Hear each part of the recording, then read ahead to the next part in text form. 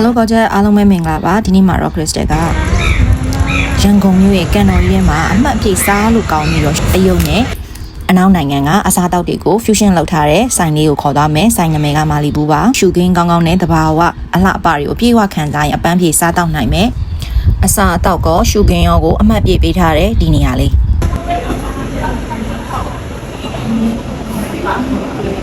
ကြည့်ဘလောက် relax ဖြစ်လဲ Crystal ဆိုတစင်းလေးတငင်းကြီးနဲ့ Euro တဲ့ video record လုပ်ပေးနေရ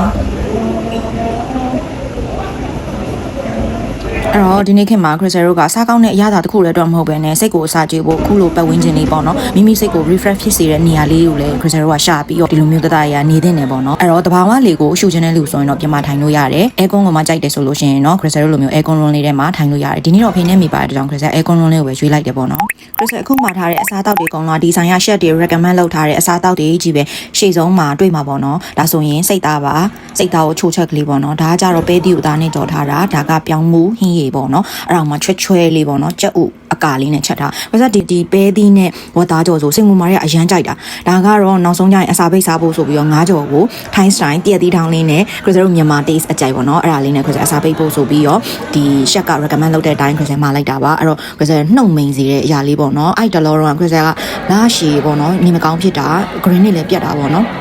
အဲ့နဲ့ဒီဇိုင်းလေးကိုစားဖို့ဆိုပြီး Crystal ရွေးလိုက်တာဒီဇိုင်းနဲ့ Crystal စားနေကြပါဒီဇိုင်း manager ကလည်း Crystal ရဲ့အသိဖြစ်နေတဲ့အခါကျတော့လေ Crystal စားနေကြအရန်ကြိုက်တယ်မတလုံးပြီးတလုံးဇက်တိုက်ကိုစားတာအဲ့ဒီ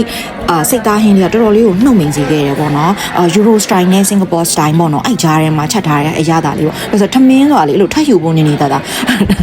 ကယ်ထမင်းတစ်ပတ်ကန်ကုန်မို့ဆိုတော့တော်တော်ခဲရင်းတဲ့လူပေါ့နော်အခုတော့ထမင်းနောက်ထပ်လိုက်ပွဲတပွဲတီအောင်ကုန်တဲ့အထိစားခဲ့တဲ့နှုတ်မိန်စေတဲ့ဆိုင်လေးမို့လို့ Crystal ကဒီမာလီဘူးဆိုင်လေးကိုဆိုင် service ကလည်းအရန်ကောင်းတဲ့ဝန်ထမ်းလေးတွေလာမင်းနေအမစားရအဆင်ပြေလာတယ် Crystal ခေါင်းညှိပြလိုက်တာပြုံးပေါ့နော်ဘလို့ရတာကောင်းလဲဆို green မိန်ခြင်းနဲ့fresh ဖြစ်စေတဲ့ vibe လေးလည်းရမယ်တဘာဝလေးတဘာဝရှုခင်းကန်တော်ကြီးကိုလည်းရှုစားရင်းနဲ့ထိုင်စားမယ်ဆိုလို့ရှိရင်ဒီကန်တော်ကြီးတွေကမာလီဘူးဆိုင်လေးကိုရွေးဖို့ Crystal strongly recommend လုပ်ခဲ့တယ်ဒါလေးကတော့အစာပိတ်အနေနဲ့အကင်လေးတွေ Crystal ထပ်မှာထားတာပါအကင်လေးနည်းနည်းစားမယ်ပေါ့နော်ဒီနေ့တော့ Crystal အစာပိတ်တွေနည်းနည်းများသွားပြီဆိုတော့ပြီးရင်ပြန်ဝေးရှော့ရမှာပေါ့နော်ဒီနေ့အတွက်မာလီဘူးစားတောက်ဆိုင်လေးကို recap လုပ်ရလို့ရှိရင်စားလို့အရန်ကောင်းတယ် Crystal အမြဲလာပြမဲ့ဆိုင်လေးခုဆိုရင်3កောင်မြောက်ပေါ့နော်ဒီတပွဲကလုံးဝအမှတ်ပြည့်ပဲရတာက next level ကိုခေါ်သွားတယ်လို့မျိုးပါ Crystal ရှာနေတဲ့ taste လေးကိုဒီနေ့မှာရှာတွေးလိုက်ပြီးတော့နှုတ်မိန်စီသွားသလိုပဲအရန်ကြိုက်တယ်ပြီးတော့ထပ်ပြောချင်တာသူ့ရဲ့အကင်ကွာသိလားအဲ့လိုအကင်ဆိုင်နေလိုမျိုးမဟုတ်ဘူးသူကရှက်ကနေပြီးကင်ပေးတာဖြစ်တဲ့အတွက်ကြောင့်အကင်တွေကအကြက်ညီတယ်လုံးဝတူးနေရမျိုးမဟုတ်ဘူးကွာသိလားကြက်ကြက်လေးကင်ပေးပါ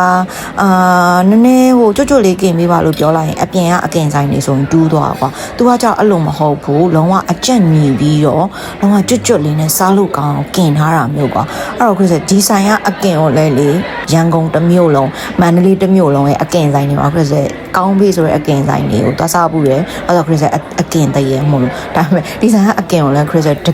ကယ်အရန်ကြိုက်တယ်ရှက်တွေရဲ့တင်ပေးတဲ့သူတို့ရဲ့ပါရမီပညာတွေကဒီမှာလင်လို့မရဘူးပေါ့နော်အဲ့တော့စားပြီဆိုတော့ Crystal နည်းနည်းပေးများပါပေါ့နော်အဲ့တော့ Gorget တို့ရေ fusion style အနောက်တိုင်းရတာ Singapore ရတာနဲ့ထိုင်းရတာလေးတွေကိုရောနှောပြီးတော့စားခြင်းနဲ့ချက်ထားတဲ့ taste လေးကိုလည်းစမ်းကျင်နေဆိုရင်ဒီကန်တော်ကြီးတွေကမာလီဘူးစားတော့ဆိုင်လေးကို Crystal က strongly recommend လုပ်ခဲ့ပါတယ်ဒီနေ့အတွက်တော့ green ပြတ်နေတဲ့ Crystal နဲ့မိဘနှစ်ပါးလုံး green မိန်ပြီးစားရတာစိတ်ကြည်နက်လို့အကောင်းဆုံးစားတော့ဆိုင်လေးအဖြစ် Gorget တို့ကို green ပြတ်နေရင်သွားစားကြည့်ဖို့အတွက် strongly recommend လုပ်ခဲ့ပါတယ်Enjoy my meal. Thanks for watching. See you in next vlog. Bye. Enjoy my video.